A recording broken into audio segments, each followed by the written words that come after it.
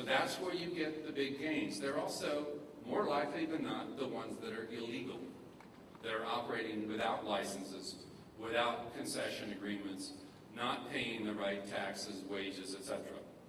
So we need to figure out how to begin to move the bottom and to get government involved to do that. In short, we've got to figure out how to move certified commodities from niche markets to the next norm, so that number 2 yellow corn traded on the Chicago Exchange is number 2 certified yellow corn, and everything else is the niche. So credible standards are one way to really begin to do this. Proving that certification improves profitability of producers is another way to do this. But also shifting, transforming the entire market so that we're not creating expensive parallel little niche markets like the organic movement has done, but actually moving the entire system. How do we get retailers and brands to provide the right incentives to markets to do this? Well, one way is to enter into longer-term supply contracts.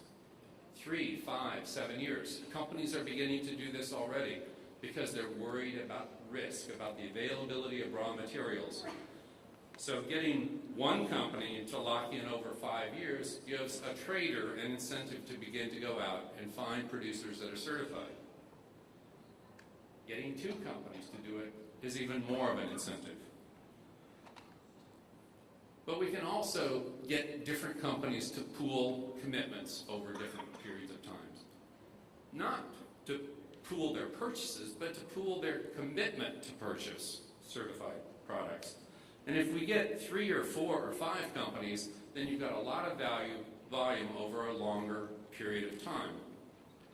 What our studies show is that certified product, the cost of certification is actually 1% or less of the raw material supply. So the real question here is who's going to pay for that 1%? Retailers and brands don't want to pay for it. They want to pay for the difference between supply and demand. That's the way markets work. They don't want to have a built-in premium on top of that. Traders are saying our margins are 1.5% to 3% for our entire trade. So take 1% off. That's way too much. That we're absorbing too much of that cost. So that's where we are today. We've got to figure out how to break that gap. But this gets back to the earlier point. What retailer or brand wants to sell illegal products? Is it worth 1% or less to be guaranteed by a third party that the product you sell is legal? Because every certification standard globally that's credible, the first principle is obey the law. And you have a third-party audit to that effect. We live in the age of damage. 93% in one survey of people around the world said that they would boycott a company for irresponsible behavior. But we also live in an age where companies are trusted more than governments, where 48% of people under 35 think that the things they consume has more power to change things in the long term than the people they vote for. That's interesting. 60% of the planet had an election last year, and people didn't really think that it meant much to them, or at least half of people under 35. The issue in retail is about change, not change.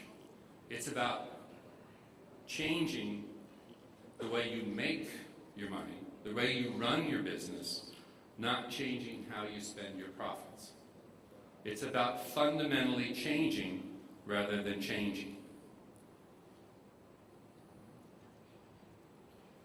It's about not just meeting consumer expectations, but exceeding them. Around supply, Walmart and Mars have both agreed that 100% of the seafood they buy will be sustainable by 2020. Many people don't know this, but Mars buys 4 times more seafood than Walmart.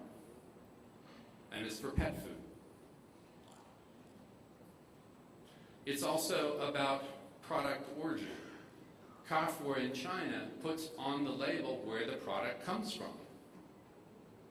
Consumers in the South care about this too, not just in Europe. Doing things that are unexpected are interesting as well.